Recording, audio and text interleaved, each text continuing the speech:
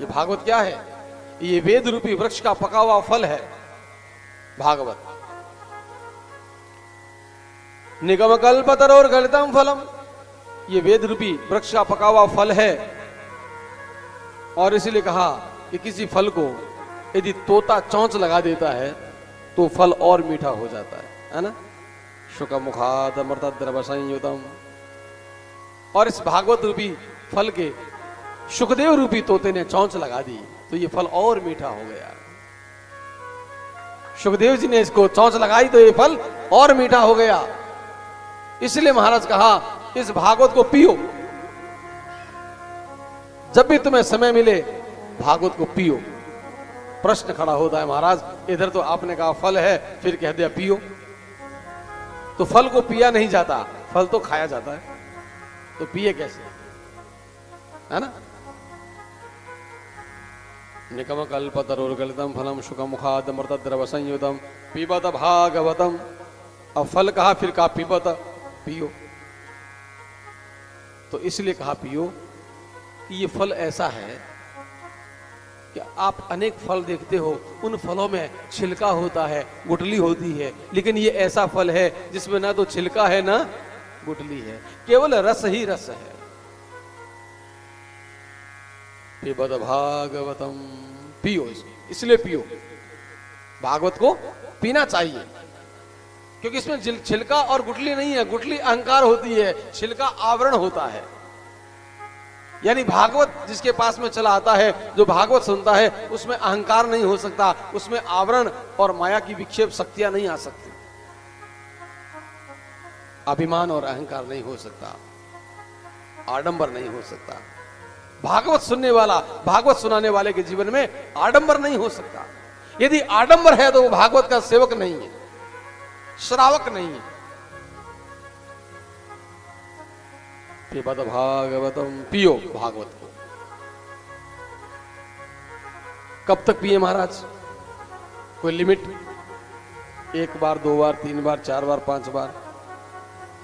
पिबत भागवतम रसम, रसमय है, पीते रहो इसको। कब तक पिए?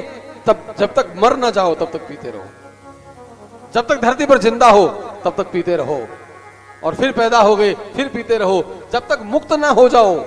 आलयम लय पर्यंतम, मोक्ष पर्यंतम, जब तक तुम्हें मुक्ति ना मिल जाए तब तक भागवत पीते रहो महाराज। कभी मत समझो हमने भागवत सुनी हुई है। जब भी भागवत का मौका मिले उस भागवत को सुनने के लिए जाओ।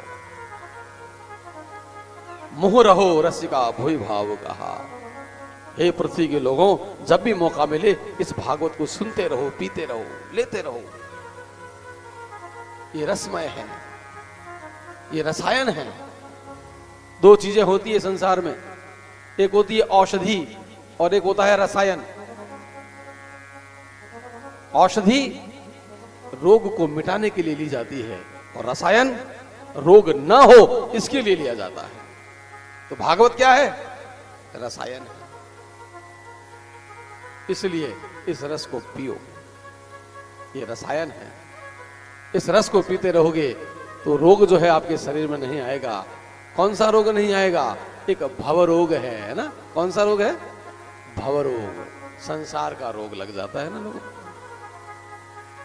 उस भव रोग से मुक्ति देने वाला ये भागवत है महाराज, और कोई नहीं। भव रोग को मिटाने की औषधि भागवत है, रसायन है ये। अब देखो, दवाई ली जाती है तो मुंह से ली जाती है, और ये किससे ली जाती है? कान से लेते हैं। बड़ी विचित्र दवाई है ये रसायन ऐसा है। सारी दवाइयां आप रसायन जो है वो रस पीते हो किससे? मुंह से, लेकिन इसको कहां से पीना है? कान से। इसको कान से पीना है, और कान का आकार देखो जाम के जैसा है ना। इधर से पियो तो अंदर से सारे विकार बाहर निकल जाते हैं। हमको किसी ने पूछा, महाराज पीने के लिए और भी चीजें होती है ना, लोग पीते हैं ना बेहोश होने के लिए, अपने आप को भूलने के लिए। स्त्रियां बेचारी परेशान होती हैं उन आदमियों से जो पीने वाले होते हैं, है ना। कैसी स्थिति होती है उनकी?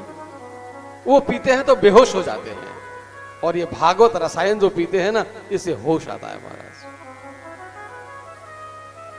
एक स्त्री बेचारी अपनी पति के बारे में कहती है,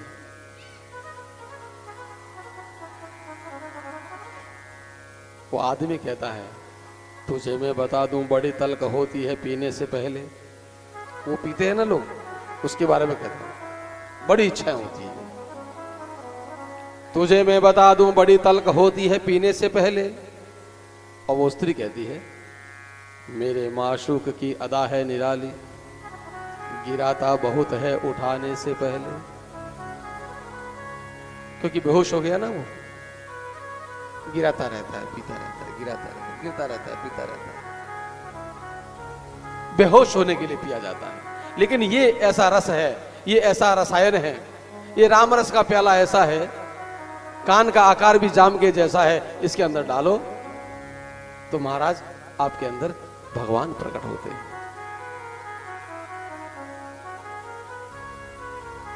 ये कथा के शब्द हमारे कान से अंदर जाते हैं ना। तुलसीदास जी ने भी बहुत सुंदर लिखा है मानस में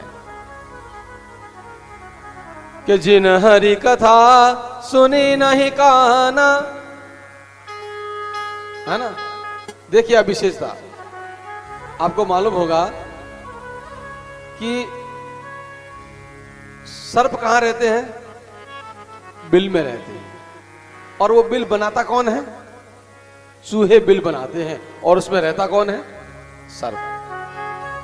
लोग कहते हैं मैं घर बनाता हूं महाराज, मैं घर। अरे तुम घर बनाने की जरूरत ही नहीं है, घर बनाएंगे लोग, तुम तो रहो उसमें केवल बस। चूहे बनाते हैं बिल, और उसमें रहने कौन जाता है? सर्प। सर्प में कौन रहता है? जहर। यानी हमारे अंदर जहर चला गया है ना, विषय वासनाओं का जहर चला गया है। अब इस जहर को बाहर निकालना है इस कथा के माध्यम से। तो इस जहर को बाहर निकालने के लिए क्या करना पड़ेगा? जिस बिल में सर्प होता है, और सर्प को निकालने के लिए हम क्या करते हैं? उस बिल में हम पानी डाल देते हैं।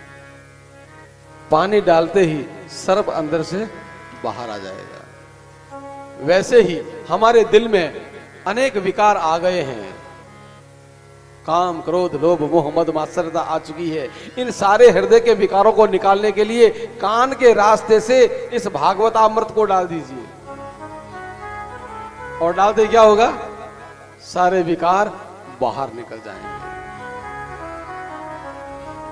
हरि की कथा ऐसी होती है जो कान के रास्ते से अंदर जाती है। प्रविष्टः कर्णरंध्रेण, कान के छिद्र से कथा हमारे अंदर जाती है और अंदर के सारे दोषों को बाहर निकाल देती है।